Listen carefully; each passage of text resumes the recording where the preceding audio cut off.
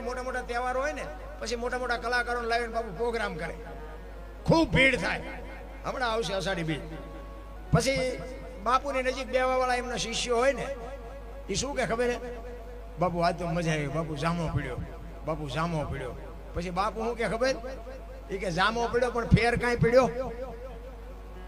એમ બાપુ આ પ્રોગ્રામ કરવા વાળા કરે ને જો આવડા આપણે આ જામા પાડીએ નકરા બારો બાઈને ફેર ન પડે તો કોઈ મતલબ નથી. આમ ફેર પડવો જોઈએ ને. કે હું તો એમ કહું કે આ આપણે એક રામકથા હોય, રામકથા તમારા ગામમાં બેરી હોય, આ રામકથા છે, હાલો ને આપણે સમજી લો ને કાંઈ કોઈ પણ બાપુ વ્યાસપીઠ ઉપર કથા વાંચતા હોય, આખું ગામ રોજ સાંભળતું હોય.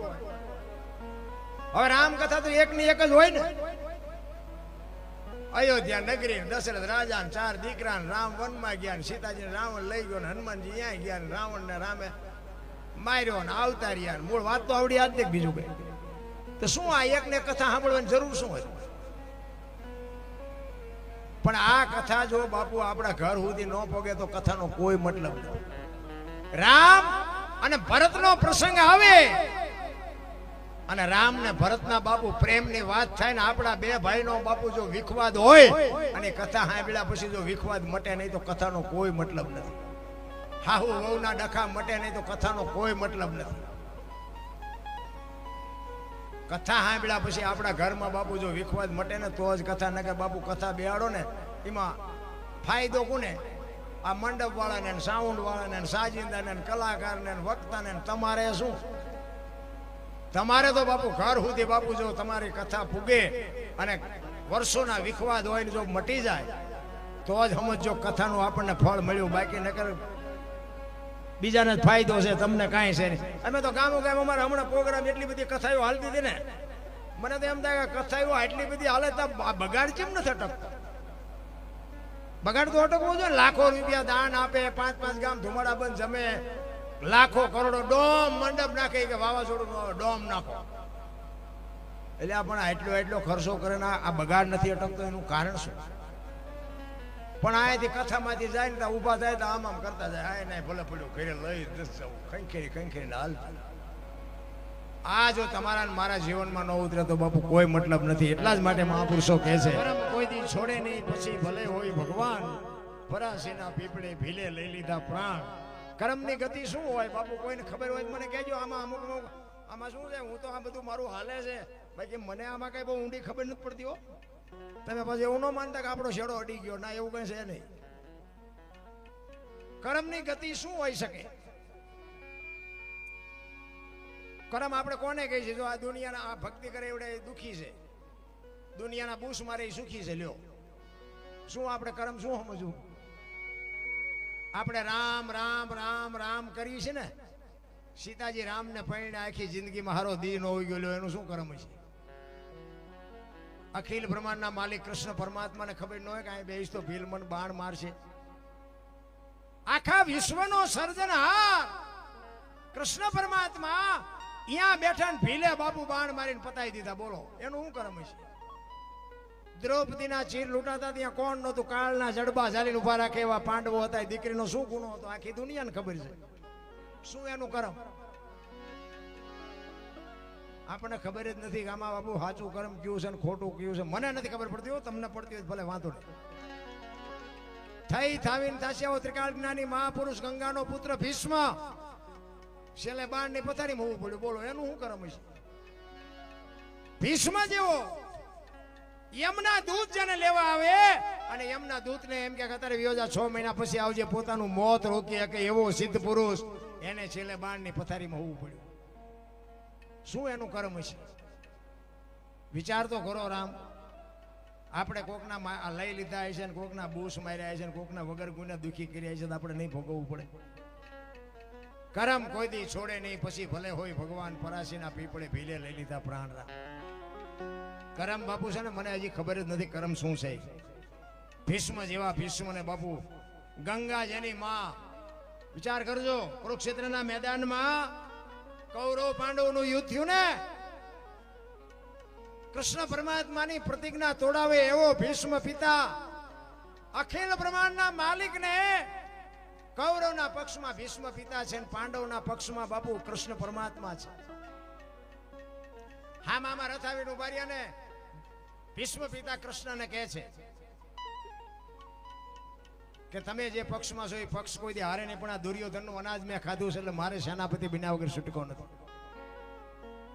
કૃષ્ણ પરમાત્મા કહે છે કે ના દાદા, આ તમારા ભાઈઓનો મામલો છે, આમાં મારે કઈ હથિયાર ઉપાડવા નથી. હું તો એક અર્જુનનો રથ હલાવનાર સારથી છું, મારે કઈ હથિયાર ઉપાડવાના નથી.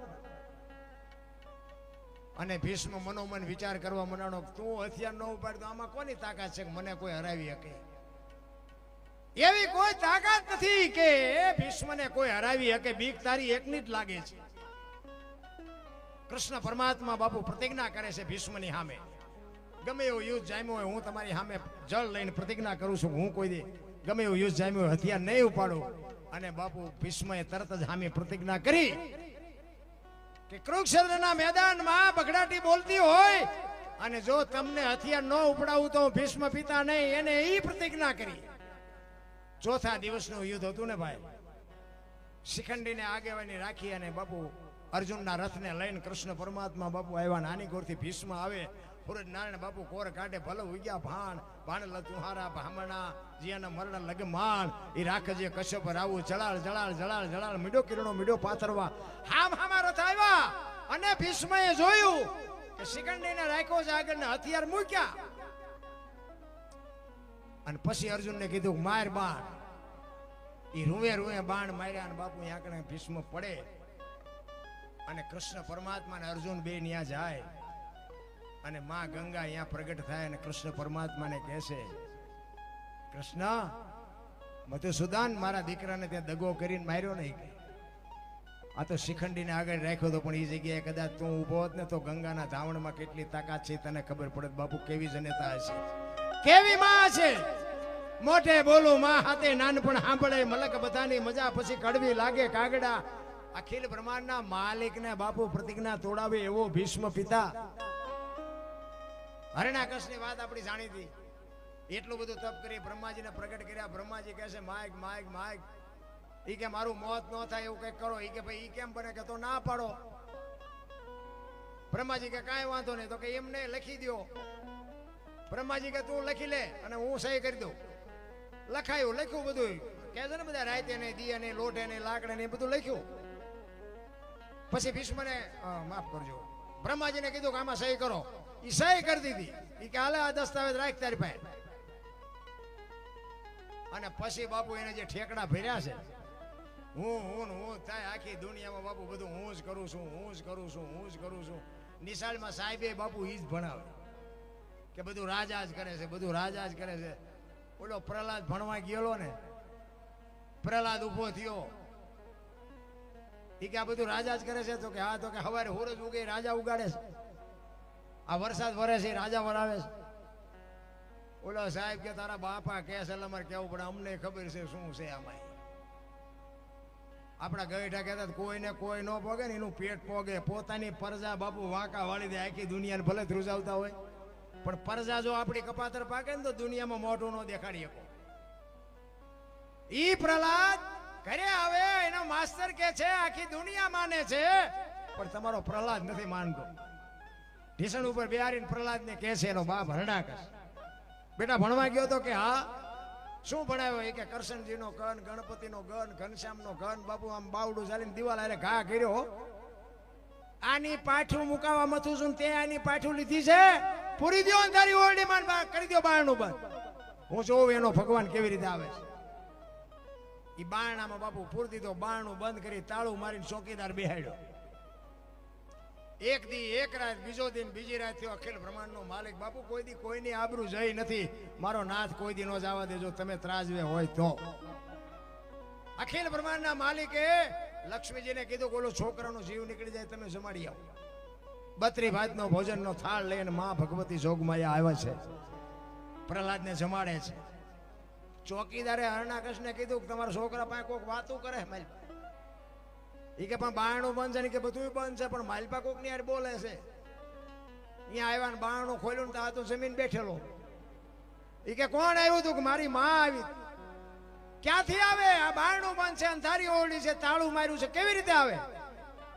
ઈ કે બાપા એ તો તમને ભરોસો નથી. માના ઉદરમાં ખોબાઈ એટલી જગ્યામાં જો મારો બાપ ભૂખ્યો નો રાખતો તો આ તો 10 બાય 10 ની ઓરડી હતી, આમાં થોડો ભૂખ્યો રાખે ઈ કે. અને બાપુ હરણા કૃષ્ણ વાંચ્યો હોય તો લોહી નો નીકળે. ઈ થાંભલો તકાવીને કે આમાં તારો ભગવાન છે કે હા એમાંય છે. ઈ કે ભર બાથી બથ ભરી અને નરસિંહ અવતાર થયો અને ઘરમાં ઉંદડાને બિલાડી જેમ ડોટે ચડાવે ને એમ હરણા કંસને ચડાવ્યો. આમ જડબું ચાલ્યું અને આમ બાપુ ખોળામાં લીધો હો હરણા કંસ. ઈ કે હરણા કંસ કાઢ તારો દસ્તાવેજ કાઢ. અને પછી આ ઢીસણ ઉપર રાખેલો. ઈ કે ધરતી ઉપર શોખ ઉપર કે ધરતી ઉપર નથી ને ઉપર નથી. ઉમરા વચ્ચે રાખ્યો ઘરની માલ પાસે કે બહાર શો ઘરમાં કે ઘરમાં નથી ને બહાર નથી. દી આથંબાની તૈયારી હતી કે રાત શેક દી. ઈ કે રાત એ નથી ને દી એ નથી. આમ નક કર્યા. ઈ કે લોટું છે કે લાકડું કે લોટું નથી ને લાકડું નથી.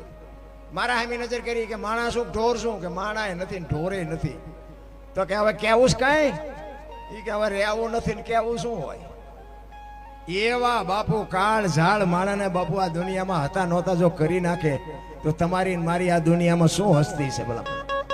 અરે હું તો એમ કહું કાંઈ ન થાય તો કઈ નહીં, કીડિયારું તો પૂરી શકો કે ન પૂરી શકો એટલું તો કરી શકો ને. અરે બાબુ જીવન મળ્યું છે મોજ કરી લેવાની વાત છે, બાકી તમારે મારે મરી જવાનું છે વાત પાકી છે. હવે એક બે કડી કરી અને પછી આપણે બેનને સાંભળવાના છે, બીજા કલાકાર જે હોય ને આપણે સાંભળવાના છે. મેં થોડોક સમય વધારે લીધો પણ મારે શું છે કે મને એમ લાગતું હતું કે દોણામ જાય છે એટલે લાંબો ટાઈમથી માં લીધો. કારણ કે અમને ખબર પડી જાય અમે ચેક જાય ને. અમે હમણાં એક જગ્યાએ ગયા હતા ને, આ તમારો ડાયરો રહ્યો નથી 3 ઘણો હતો પણ કોશું ગળી ગયા હોય ને એમ બેઠા હતા. ઓ અને મારી હારે 1-2 કલાક મારો દીકરો હારે છે એ ગાય છે. અમે ભજન ગાયા, માતાજીના ગરબા ગાયા, પછી વાતું કહી, લોકગીત ગાયા, પણ બાબુ હલ્યા જ નહીં, કોઈ હલ્યા જ નહીં. અમે 3-4 જણા હતા ને ગાવાવાળા, પણ એક વગાડતા વગાડતા તો બાબુ પરસો છૂટી ગયો. આમને શું જોતું હોય છે? કોઈ તાલી ન પાડે, કોઈ ઊભો ન થાય, કોઈ દાંત ન કાઢે, કોઈ ઊંચો હાથ ન કરે, કોઈ અહીં પૈસો ન નાખે. અમને તેમ તેમ મારું બધું હલવાના આપણે. પછી હેઠા ઉતરે ને પછી કે દરબાર મજા આવી બહુ. અરે તમારી ભલે થાય કામ એક આમ તો કરવું હતું તો અમને એમ થાય કે દોણામ જાય છે.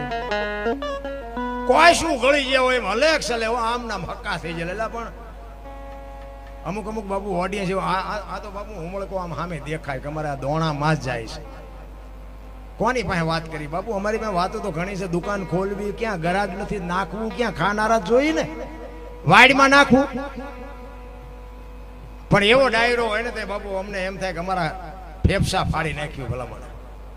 અને અમે આ લાગડ બાબુ આમના હળંગે હળંગ ખેંચી છે ને, ભલે અમારું શરીર થાકે છે પણ મેં કીધું એમ પાછું હાજે ક્યાંક બેહીને બાબુ ચાર્જિંગ થઈ જાય, મારો નાશ શક્તિ આપે તમારા બધાના આશીર્વાદથી કંઈક અમારું હાલે છે ને એટલા બધા અમને સાંભળે છે. એ જ મને એમ થાય કે મારા બાપની કંઈક મોટી કૃપા છે. એટલે કે મારી હું એવી હસ્તી હતી કે હું બોલું ને તમે સાંભળો. પણ સત્યને બાપુ છે, સત્યના સથવારે છે ને એનો બાપુ એક દી વિજય થાય થાય ને થાય. મેં ખટારો આંક્યો છે, મેં હમણાં તમને કીધું ખટારો લઈને બાપુ હું આખી દુનિયા રખડ્યો પણ મેં મારી નીતિ નથી શીખ્યું. એક તમને વાત કરી દઉં, કોઈ એમ કે દરબારે ગાડીમાંથી 1 લીટર ડીઝલ વેચ્યું હતી મારા લોહીમાં ન આવે, કે એ ગાડીમાંથી મેં 100 ગ્રામ કે કિલો વસ્તુ કોઈને વેચીને કોઈને આપી હોય એ મારા લોહીમાં ન આવે.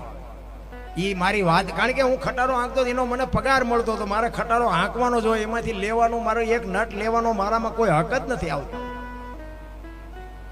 બાકી મારી હારે જેટલા ડ્રાઈવરો હતા ને એ અત્યારે અમુક તો બાપુ મને ફોન કરે કે સાચીમાં દુખાવો મટતો નથી. મેં કોઈ નહીં મટે.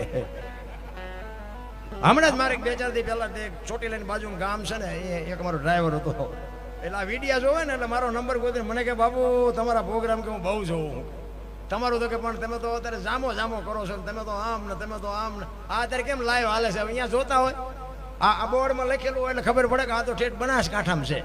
આટલી બધી પબ્લિક બધું ઘરે બેઠા દેખાય. એ કે પણ દરબાર આમ જો તમને આટલું બધું સાંભળે કંઈક અમારી પીડાનું કંઈક કરો. મેં કહ્યું શું થાય?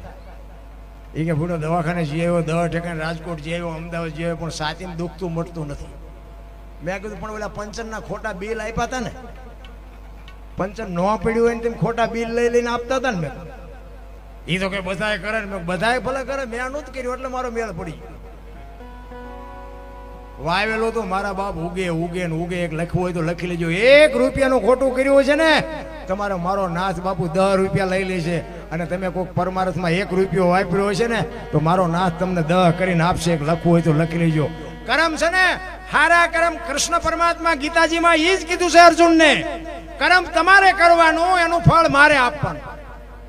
કેવું કરો એવું નથી કહેતો. કૃષ્ણ પરમાત્મા ગીતાજીમાં કહે છે કેવું કામ કરવું એ તમારે જોવાનું, એનું ફળ કેવું આપવું એ મારે જોવાનું. સારું કરશો તો સારું મળશે, ખરાબ કરશો તો ખરાબ મળશે. સારું કરો એવું હું નથી કહેતો, કૃષ્ણ પરમાત્મા કહે છે. આનું નામ ગીતા.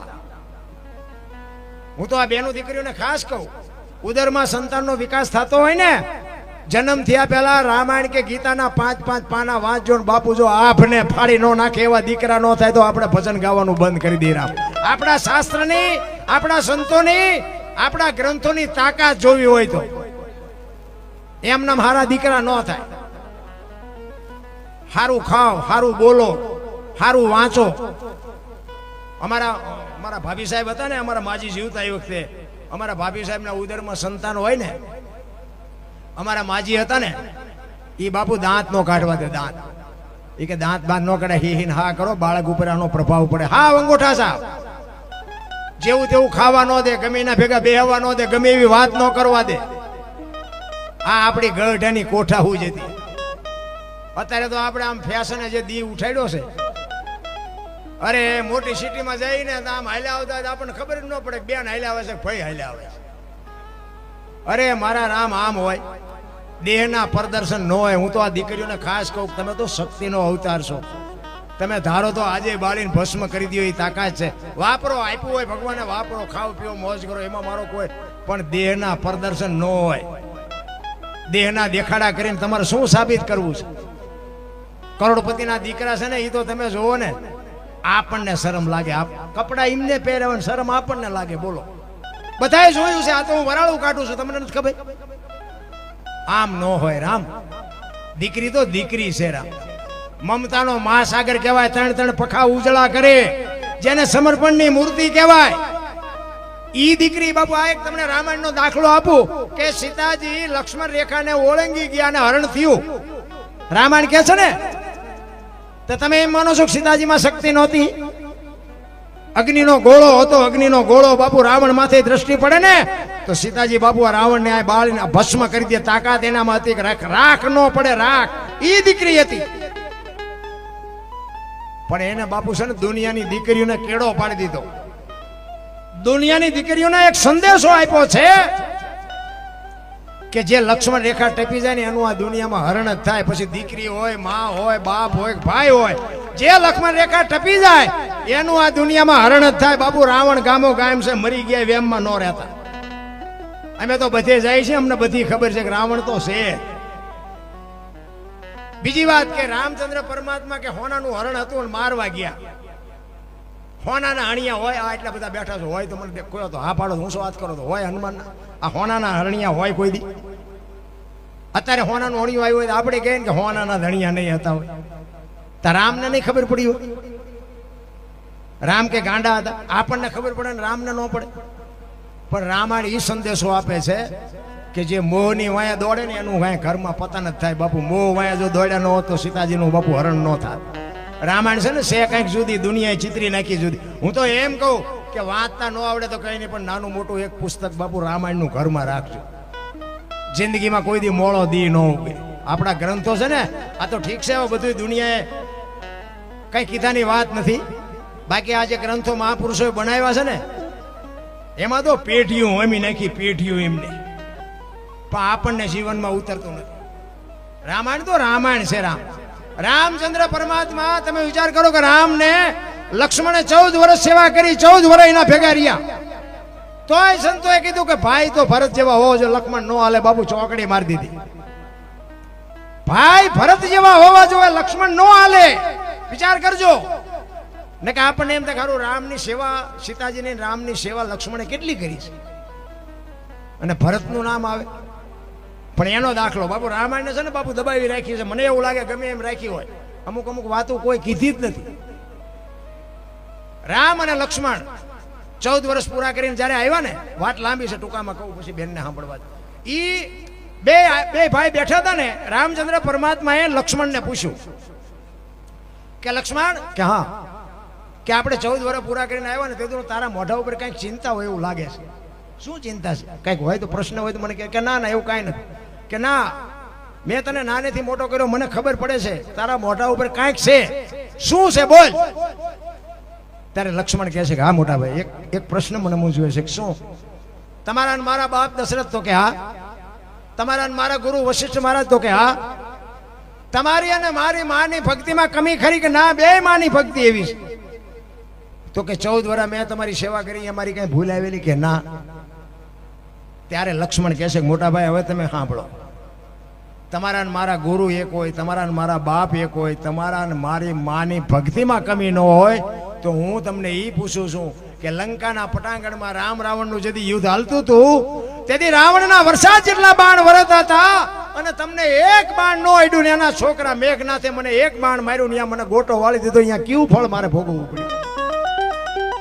તમારામાં મારામાં કોઈ કમી ન હોય, તમે હું જો બે હરખા હોય તો ઓલો તો રાવણ હતો, એના બાણથી તમને કાંઈ ન થાય, એના છોકરાની શું શક્તિ હતી કે મને ગોટો વાળી દે? રામચંદ્ર પરમાત્મા કે હા તારી વાત સાચી, પણ સારું કર્યું ત્યાં પૂછ્યું, નકર આ તું જીવત ના હોય તને મૂછવત. ઈ કે આપણે 14 વર્ષ વનવાસ મળ્યા પછી હાલતા થયા તો કે આશ્રમ આવ્યા હતા? તો કે હા આશ્રમ તો ઘણા આવ્યા હતા. તો કે સબરીનો આશ્રમ આવ્યો તો ભીલની દીકરીનો, એ યાદ છે તને? તો કે હા મોટા ભાઈ મને ખાસ યાદ છે. એને આપણે આગતા સ્વાગતા કરી હતી કે હા બેસવા માટે ચાદડી પાથરી દીધી હતી, આસો પાલવના તોરણ બાંધ્યા હતા. એ કે જમવાની વ્યવસ્થા કરી હતી કે હા મોટા ભાઈ જંગલમાંથી બોર લઈ આવી, મેં ખાધા હતા કે હા મોટા ભાઈ તમે તો ઠળિયા હોતા ખાઈ ગયા. ત્યાં લક્ષ્મણ ખાધા હતા? અહીંયા કીધું ને અહીંયા બાબુ લક્ષ્મણ થપાટ ખાઈ ગયો. કરે તારી ભલી થાય, તારી 14 વર્ષમાં અહીંયા ભૂલ કરી ગયો. તેથી રામચંદ્ર પરમાત્મા લક્ષ્મણને કહે છે કે લક્ષ્મણ, સુમિત્રાને મૂકી અને સીતાને માં કહેતો હોય, દશરથને મૂકી અને મને બાપ કહેતો હોય, અને અયોધ્યા જેવું રાજ મૂકીને મારી ભેગો તું રખડવા આવ્યો હોય, તો હું તને ઈ પૂછું છું કે ભીલડીના હેઠા બોર ખાવામાં મને વાંધો નહોતો ને તને હું ઘા વાગ્યા તેથી? અને બાપુ લક્ષ્મણ પગમાં પીડ્યો હો, લાકડી પડે, અને બાવડું ચાલીને પછી બેઠો કર્યો રામે. ઈ કે હા ભાઈ, લંકાના પટાંગણમાં તું બચ્યો ને, ઈ સબરીની ભક્તિનો પ્રતાપ છે. કે મોટા ભાઈ ઈ કેવી રીતે? મેં તને જે ફળ આપ્યા એ ફળ તારી પાસે રાખ્યા હતા? કે ના મેં તો નાખી દીધા. ઈ તે જે ફળને નાખી દીધા ને એને પક્ષીઓ લઈ જઈને દ્રોણાચલ પર્વત ઉપર જઈને ખાધા હતા, અને ઈ પક્ષીના ચાંચમાંથી બિયારણ વેરાણું તું, અને સુસેન નામના વૈદ્ય આવીને કીધું કે દ્રોણાચલ પર્વત ઉપરથી સંજીવની લઈ આવીને આના મોઢામાં ટીપા પાડો તો આ બેઠો થાય. ઈ સંજીવની લઈ આવીને તારા મોઢામાં પાડ્યા હતા. સબરીની ભક્તિનો પ્રતાપ છે ભાઈ. તો ભરત જેવા હોવો જો, લક્ષ્મણ નો હાલે બાપુ, ચોકડી મારી દીધી. વિચાર કરજો, આખી રામાયણમાં એક જ જગ્યાએ ભૂલ કરીને બાપુ સંતોએ ચોકડી મારી દીધી. આપણે શીમાં હાલવી? દીકરામાં, ભાઈમાં, બાપમાં છે હાલી એમ છીએ આપણે? એટલા માટે કહું છું કે બાપુ જે કઈ તમારી મારી ફરજ હોય ને ફરજ નિભાવવી પડે. બાપ હોય ને આ છે ને એક આપણું નાટક જ છે. આ છે ને અખિલ બ્રહ્માંડના માલિકે આપણને બધાને નોખા નોખા પાત્ર ભજવવા મોકલ્યા છે.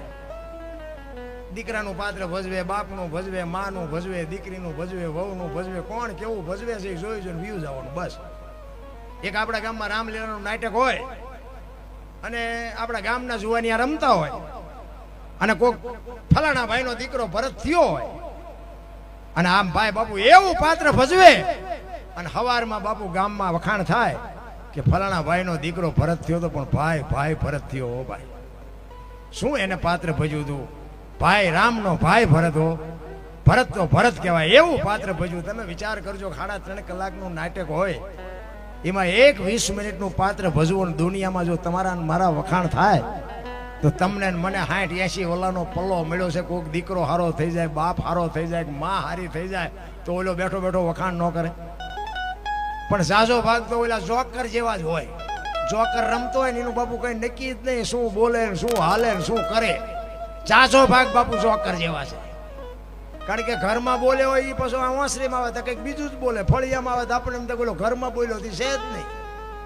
તમે જોવો તો કાંઈ નેઠો જ નથી, શું બોલે છે મને, શું હાલે છે. આ મેં હમણાં ભાઈએ વાત કરી હતી ને, અમે હમણાં અહીંયા આવ્યા ને તો અમને ભાઈએ અમારા બાપ દીકરો અમે બે ગાડી લઈને નીકળ્યા હતા ને અમે ઓલા લોકેશનમાં ઘૂંસાણા. લોકેશન તો નજીક હોય દેખાડે. અમે તો 2-3 ગામમાં ગરી ગયા, વરી પાસે અહીંયા જઈને પૂછ્યું તો કે અહીંથી નહીં, આમ હાઈવે માંથી આમ જાઓ. વરી પાછા ઇનપા જાય, વરી લોકેશન બતાવે અહીંયા વળી જાય, વરી પાછા હલવાઈ. તો અહીંયા 2-4 જણા ઉભા હતા. મેં કહ્યું એટલે આ ગામ જવું ક્યાંથી જવાય? એ કે 150 રૂપિયા આપો તો કે કહું. મેં કીધું ભલા મને સુધર્યા છે ને કે તારી પાસેથી 150 લઈને મેં તારી પાસે સરનામું મુકાવડાવી. આ દુનિયા સુધરવું છે, સુધરવા નથી દેતી. હું મારી વાત કરું, હું પેલા પૈસા કોકના પૈસા હું કઢાવી દેતો. તમારા પૈસા તમે કોકને આપ્યા હોય ને હામલો પાના ન આવતો ને મારી પાસે આવે કે ઓલો પૈસા નથી કાઢી દેતો. હું એમ કહું મને કેટલા દેવાના, એવા કંટ્રાક્ટ રાખતો. અત્યારે મારા બૂસ માર્યા બોલો. હા, એટલે મને એમ થાય કે મારે એવા એ શરૂઆત ન કરાય. હવે તો આ મારો ધંધો ફરી ગયો. એટલે હું એમને કહું કે તમને હાથ જોડી આપી દો સારી વાત છે. નકર આ એમ કોકના કઢવી દેતા હતા ને અમારા તમારથી રખાય. પણ ભલા થાવ સારી વાત છે. પણ આ જગતમાં છે ને બાપુ, ખરાબ કોઈ છે જ નહીં. ખરાબ દુનિયા કરાવે છે. તમારે કંઈ અહિત નથી કરવું, પણ બાપુ દુનિયા તમારું પૂંછડું ઝાલીને બેઠા કરે. આ અમે આવું લાઈવ હાલતું હોય ને પછી આમાં વિડીયા બહાર પડે, આમાં કંઈક ભૂલ થઈ ગઈ હોય અમારી, ન થાય એવું નથી. અને ભૂલ થઈ ગયો ને એ આમાં પછી અમુક બેઠા હોય, ભૂલ જ્યાં થાય છે પકડવા હાટો. અને એ પાછા કોમેન્ટો કરે, આમ નો આવે, સોટી જાઓ છો જ્યાં હોય અહીંયા. તમે આવતા રહ્યો, એમને કોઈ સાંભળતું નથી ને અમને સાંભળે એ ગમતું નથી. એવા બાપુ જે હમણાં આપણે વાત કરી ને કે જે વિઘ્ન સંતોષી હોય ને, આમ તમે કોમેન્ટો જોવો ને, 500 કોમેન્ટો હોય, 700 કોમેન્ટો હોય ને, એમાં 2 નબળા નીકળે. 2 તો આપણને એમ થાય કે આ એ નહીં વાંચતા હોય કે આ 500 જણાને ગમ્યું ને અમને 2 નથી ગમતું. પણ એમને એમ હોય કે આ 500 ખોટી ના અમે 2 જ સાચી છીએ. બસ આવું વિચારે.